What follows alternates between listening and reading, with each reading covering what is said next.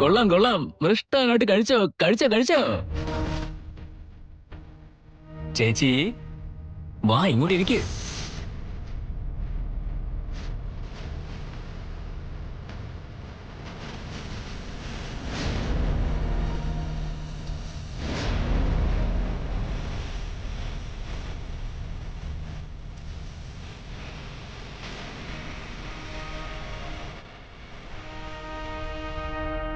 ഓ, അപ്പൊ വീട്ടിലുള്ളൊരു പണി തുടങ്ങിക്കഴിഞ്ഞു. ഗുഡ്. തൃശൂൽ, നിന്നെ ഇങ്ങനെ കാണുമ്പോ എനിക്ക് വല്ലാത്ത സന്തോഷം തോന്നുന്നുണ്ട്. നിന്റെ സ്ഥാനം അത് തന്നെയാടാ.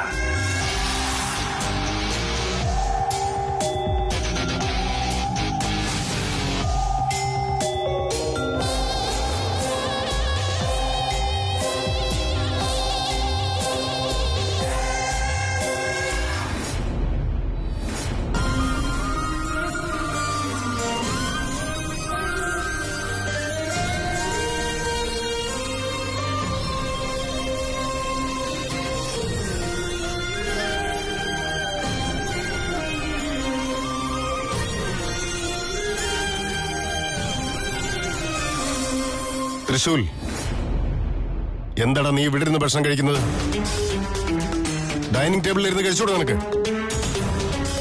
ദമയന്തി, നീ ഇതെന്താ കണ്ടിട്ട് മിണ്ടാതിരിക്കുന്നേ?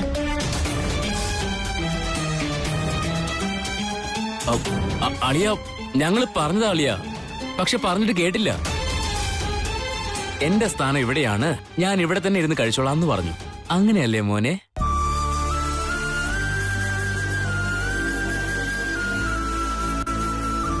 അവൻ പറഞ്ഞു എന്ന് വെച്ച് നീയൊക്കെ കേട്ടോണ്ട് വെറുതെ ഇരുന്നു അല്ലേ?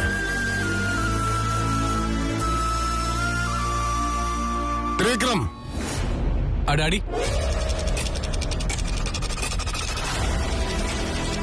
ഡാഡി, എന്താടാ ഇത്?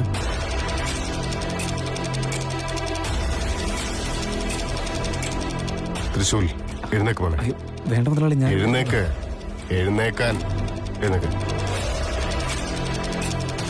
നോക്ക്, ഇത്രയും വർഷം നീ എന്ത് ചെയ്തു എന്ന് എനിക്കറിയണ്ട. പക്ഷെ ഇനി മുതൽ അങ്ങോട്ട് നീ ടേബിളിലിരുന്ന് വേണം ഭക്ഷണം കഴിക്കാൻ.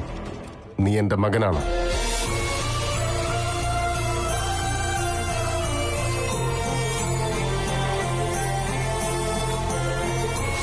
ശരി മുതലാളി. മുതലാളി ഡാ, നീ എന്നെ ഇതുവരെ അച്ഛനായിട്ട് അംഗീകരിച്ചിട്ടില്ലേ?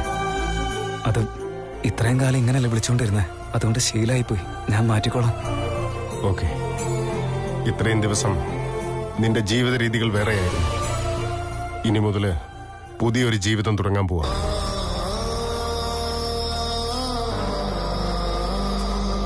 നീ എന്റെ മകനാണ്.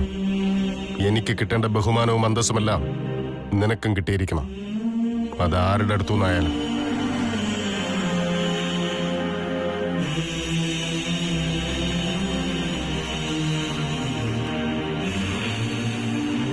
ദിഗ്വിജയ, ശരിയാണ് നീ പറഞ്ഞത്.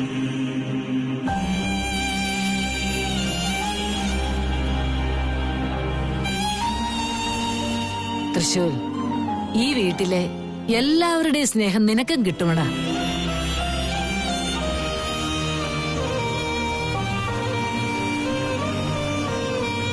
ത്രിവിക്രമൻ എങ്ങനെയാണോ നീയും ഈ വീട്ടിൽ അങ്ങനെയായിരിക്കും.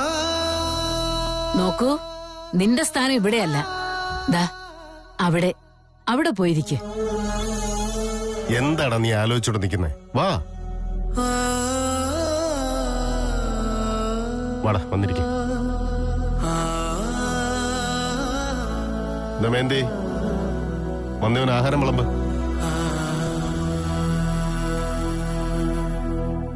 ഒരു മടിയും വിചാരിക്കണ്ട. നിനക്ക് എന്താവശ്യമുണ്ടോ അതൊക്കെ നീ എടുത്ത് കഴിച്ചോ. ഓക്കെ? മനസ്സ് നിറഞ്ഞ് അവന് വിളമ്പിക്കൊടുക്കാൻ.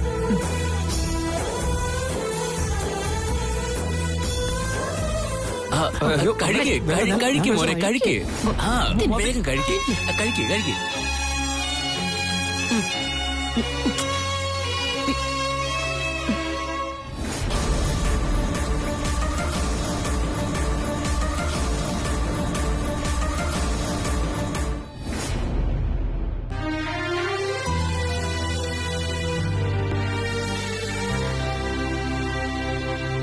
തൃശൂൽ, അച്ഛാ, നീ എന്താണ് ഇവിടെ നിന്ന് ആലോചിച്ചോണ്ട് നിൽക്കുന്നത്? നേരത്തെ മുഖത്തുണ്ടായിരുന്ന സന്തോഷം ഇപ്പൊ നിന്റെ മുഖത്ത് കാണുന്നില്ലല്ലോ. അങ്ങനെയൊന്നുമില്ല എനിക്ക്. എന്താടാ, ആരെങ്കിലും നിന്നെ എന്തെങ്കിലും പറഞ്ഞോ? അയ്യോ, അവരെന്ത് പറയാനാ? എല്ലാവരും വളരെ സ്നേഹത്തോടുകൂടി എന്നെ നോക്കിക്കൊണ്ടിരിക്കുന്നത്. എല്ലാവർക്കും എന്നെ ഭയങ്കര ഇഷ്ടമാണ്. അതിനേക്കാൾ പുണ്യം വേറെ എന്താ വെച്ചാ എനിക്ക് വേണ്ടേ? തൃശൂൽ, എനിക്കൊരാഗ്രഹമുണ്ട് മോനെ. ത്രിവിക്രമന്റെയും നിന്റെയും കല്യാണം ഒരേ മണ്ഡപത്തിൽ വെച്ച് ഒരേ മുഹൂർത്തത്തിൽ തന്നെ നടത്തണം. നീ എന്തു പറയുന്നു? എന്റെ കല്യാണം? നിന്റെ തന്നെ. സത്യത്തില് ത്രിവിക്രമന്റെ കല്യാണം ഫിക്സ് ചെയ്ത് കഴിഞ്ഞാ അതേ മുഹൂർത്തത്തിൽ തന്നെ നിന്റെ കല്യാണം കൂടെ ഒന്ന് ഫിക്സ് ചെയ്താൽ അതോടെ ഞാൻ ഹാപ്പിയായി. അച്ഛാ, അത് പിന്നെ ഞാൻ അത് ഇതെന്നൊന്നും പറയാൻ നിൽക്കണ്ട. മകന്റെ കല്യാണം നടത്തുന്ന ഒരു അച്ഛന്റെ ഉത്തരവാദിത്വമാണ്. കല്യാണപ്രായമായ മകനെ വീട്ടിൽ നിർത്തിക്കൊണ്ടിരുന്ന നാട്ടുകാർ വെറുതെ ഓരോന്നൊക്കെ പറയാൻ തുടങ്ങും. അത് കേൾക്കാൻ എനിക്കിഷ്ടമല്ല. എനിക്ക് ഇത്ര പെട്ടെന്ന് കല്യാണമൊന്നും വേണ്ട. വേണ്ടെന്നോ? ഡാ, ത്രിവിക്രമനും നിനക്ക് ഒരേ പ്രായമാണ്. അവൻ കല്യാണത്തിന് സമ്മതിച്ചല്ലോ, പിന്നെ നിനക്കെന്താ പ്രോബ്ലം? അച്ഛാ, അത് തൃശൂൽ, ഞാൻ തീരുമാനം എടുത്തു കഴിഞ്ഞു. എത്രയും വേഗം തന്നെ നിന്റെ കല്യാണം ഞാൻ നടത്തിയിരിക്കും.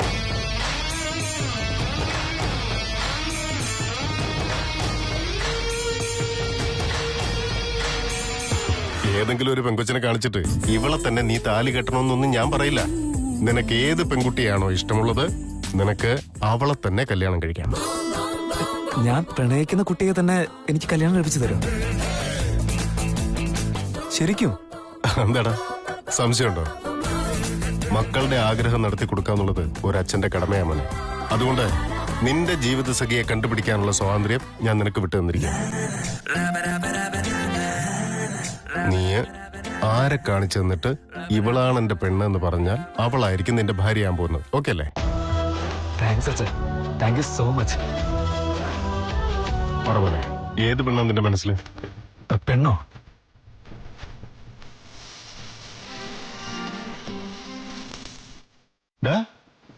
നീ സ്നേഹിക്കുന്നത് പെങ്കൊച്ചിനെ തന്നെയല്ലേ? അയ്യോ, പെങ്കൊച്ച തന്നെയാ. തമാശ പറഞ്ഞ പറയടാ, ആരാ ഭാഗ്യവതിയായ കുട്ടി? അച്ഛാ, ഞാൻ പറയാം. ഇനി എന്ന് പറയാനടാ? കല്യാണത്തിന്റെ കാര്യത്തിൽ ലേറ്റ് ആവാൻ പാടില്ല. നോക്കടാ, എനിക്ക് ഈ പെങ്കൊച്ചിനെയാണ് ഇഷ്ടമെന്ന് പറഞ്ഞാൽ ഉടനെ തന്നെ കല്യാണം നടത്താനൊന്നും പറ്റില്ല. ഞാൻ പോയി അവിടെ അച്ഛനോടും അമ്മയോടും സംസാരിക്കണം. കൃത്യമായ മുഹൂർത്തം നോക്കണം. അതിനൊക്കെ സമയം വേണ്ടടാ. അച്ഛാ, അത് നോക്കൂ തൃശൂൽ, ലൈഫ് പാർട്ട്ണറുടെ കാര്യത്തിൽ എന്റെ മകന്റെ സെലക്ഷൻ എങ്ങനെയാണെന്ന് എനിക്കറിഞ്ഞപ്പോൾ, അതുകൊണ്ട് ഒളിക്കാനൊന്നും നോക്കണ്ട. കുട്ടി ആരാണെന്ന് എത്രയും വേഗം പറഞ്ഞു.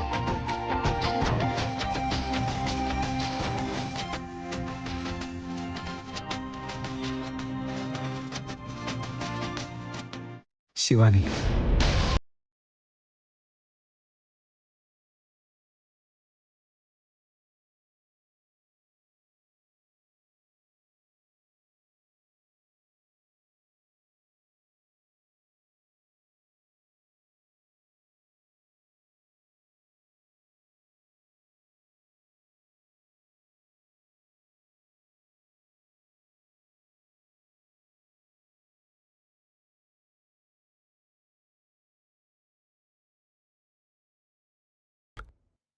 നീ ശിവാനി എന്ന് പറഞ്ഞത്?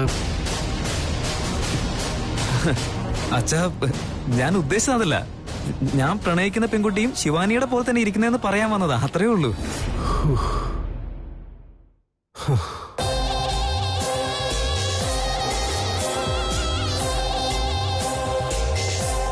ഗുഡ്. ശിവാനിയെ പോലൊരു പെണ്ണാണെങ്കിൽ നമ്മുടെ കുടുംബത്തിന് യോജിച്ചവള് തന്നെയായിരിക്കും, അല്ലേ തൃശൂൽ? 100%. എനിക്ക് ഈ വളച്ചു കെട്ടുന്നൊന്നും തീരെ ഇഷ്ടമല്ല. ആരാണെന്ന് പറയടാ.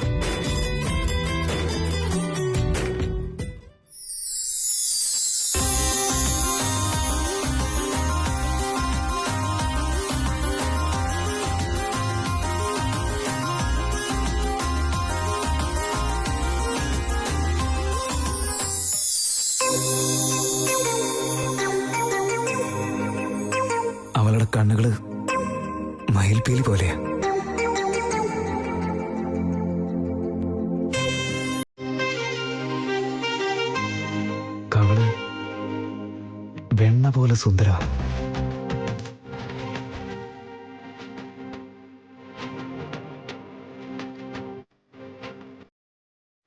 അവൾ ചിരിച്ചു കഴിഞ്ഞാ മഴവില്ല് പോലെയാ.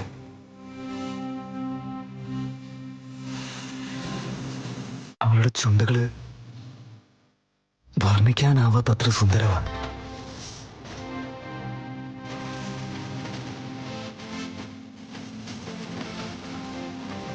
അവളുടെ മുടി എന്തുമാത്രം അഴക് നിറഞ്ഞതാണെന്നറിയോ?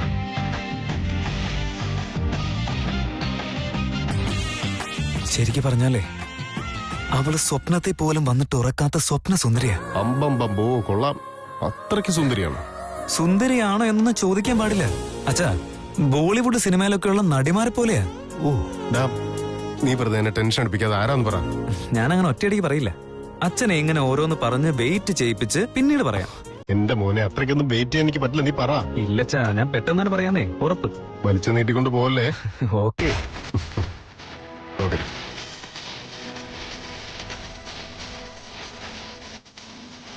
ശിവാനി സംബന്ധിച്ച അടുത്ത നിമിഷം തന്നെ പറയാച്ച ഞാൻ.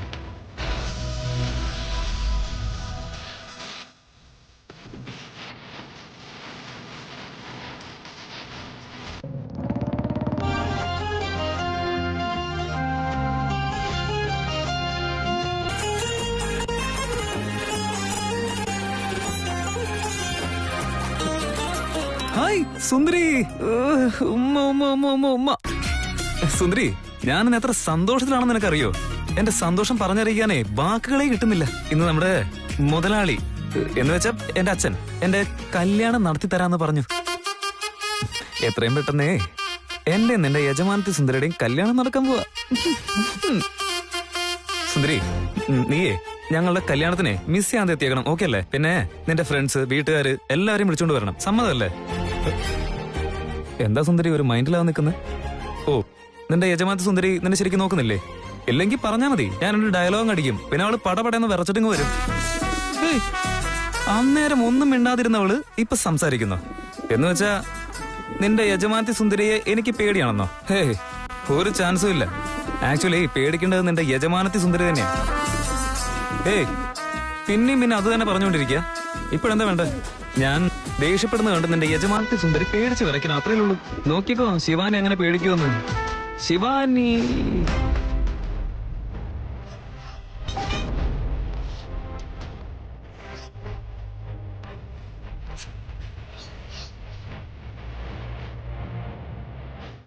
അതെന്തോ എനിക്ക് നിന്നെ കാണുന്നത് പേടിയാണ്, എന്നോട് ദേഷ്യപ്പെടുന്നത് നിനക്ക് കാണുമെന്ന് സുന്ദരിയോട് പറഞ്ഞില്ലേ? അപ്പോഴേ വന്നു. പറഞ്ഞെല്ലാം കേട്ടല്ലേ? ഹേയ്, ഞാനത് തമാശക്ക് പറഞ്ഞതല്ല അതൊക്കെ. ചുമ്മാ സുന്ദരി അടുത്ത് ജോക്ക് അടിച്ചോണ്ടിരിക്കായിരുന്നു.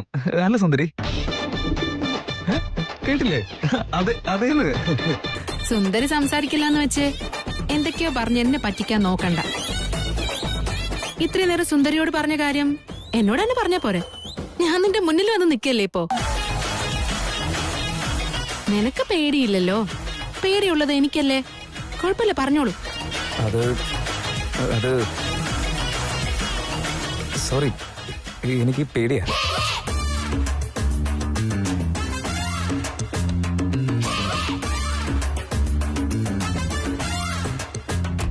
അങ്ങനെ ചിരിക്കല്ല ശിവാനി. ഒന്നാമത് ഒരുപാട് സന്തോഷത്തിലാ ഞാൻ. വീണ്ടും ഇക്കിളി കൂട്ടുന്നത് പോലെയാ. സന്തോഷത്തിലോ? എന്തേ? എന്റെ മുതലാളിയില്ലേ എന്ന് വെച്ചാ എന്റെ അച്ഛൻ എനിക്ക് പെണ്ണാലോചിച്ചിട്ട് കല്യാണം നടത്തി തരാന്ന് പറഞ്ഞു. സത്യാണോ? എന്നിട്ട് നീ എന്താ പറഞ്ഞേ? നിനക്ക് സമ്മതിച്ചൂടായിരുന്നോ? സമ്മതിച്ചു. ഭാഗ്യം, അവസാനം ജീവിതത്തിൽ ഒരു നല്ല തീരുമാനം എടുത്തല്ലോ. കല്യാണം ആയിക്കഴിഞ്ഞാ പിന്നെ നിന്റെ ഈ ഭ്രാന്തൊക്കെ മാറിക്കോളും. പക്ഷെ ഒരു ചെറിയ പ്രോബ്ലം ഉണ്ടല്ലോ ശിവാനി. എന്താ? അത് എന്റെ അച്ഛൻ എന്റെ ഹാർട്ടിനുള്ളൊരു പെൺകുട്ടിയുണ്ടെന്ന് മനസ്സിലായി. അതുകൊണ്ട് ചോദ്യത്തിന് മേൽ ചോദ്യങ്ങൾ ചോദിച്ചുകൊണ്ടിരിക്കുക. നീ എന്താ പറഞ്ഞേ? അവൾ എങ്ങനെയുണ്ടെന്ന് ഒരുപാട് ചോദിച്ചെന്നോട്. പറയാതിരിക്കാൻ ഒരുപാട് നോക്കി, പക്ഷെ എനിക്ക് പറ്റിയില്ല. അതിന് അവസാനം പറഞ്ഞു ഞാൻ. എന്താ പറഞ്ഞേ നീ? അത്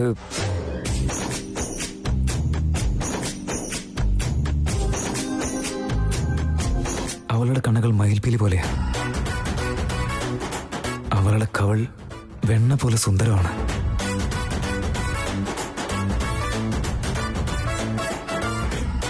അവളുടെ ചിരി മഴവില്ല് പോലെയാ. അവളുടെ ചുണ്ടുകള് വർണ്ണിക്കാനാവാത്ത രീതിയിൽ സുന്ദരമാണ്. ശരിക്കു പറഞ്ഞ അവൾ എന്റെ ഉറക്കം കെടുത്തുന്ന സ്വപ്ന സുന്ദരിയാ. അവൾ ആരെന്ന് ചോദിക്കുന്നില്ലേ? ആര്?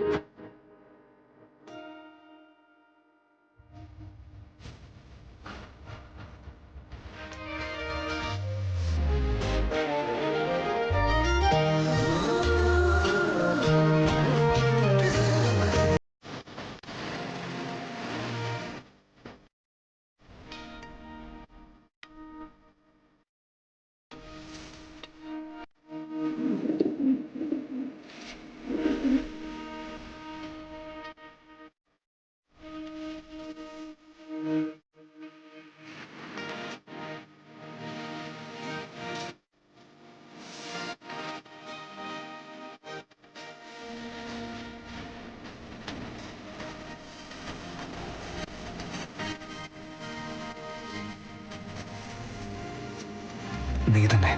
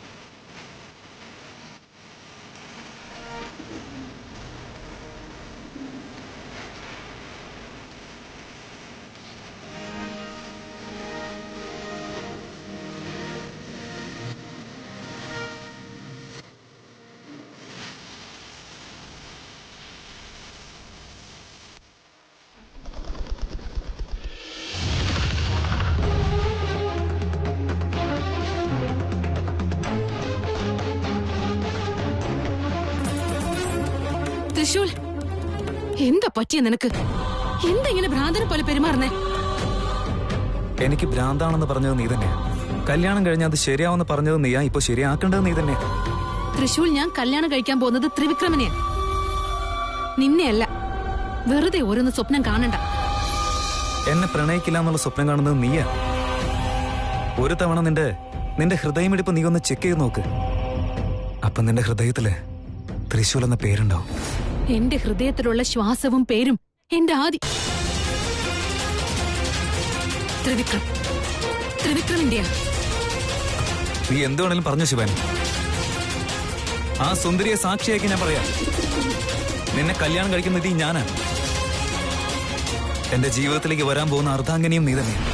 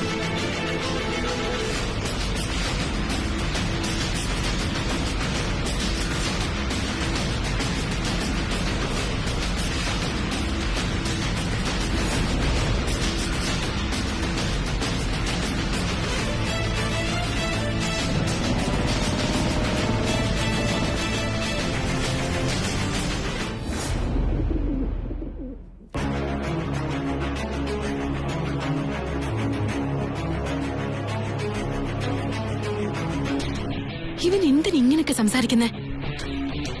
എന്തിന് ഇത്ര വാശി പിടിക്കുന്നേ? എന്റെ മനസ്സിൽ ആദിശേഷൻ എന്നൊരു ചിന്തയല്ലാതെ മറ്റൊന്നുമില്ലെന്നുള്ളത് ഇവനെ എങ്ങനെ പറഞ്ഞു മനസ്സിലാക്കാനാ ഞാൻ? ഇനിയിപ്പൊ എന്താ ഞാൻ ചെയ്യാ?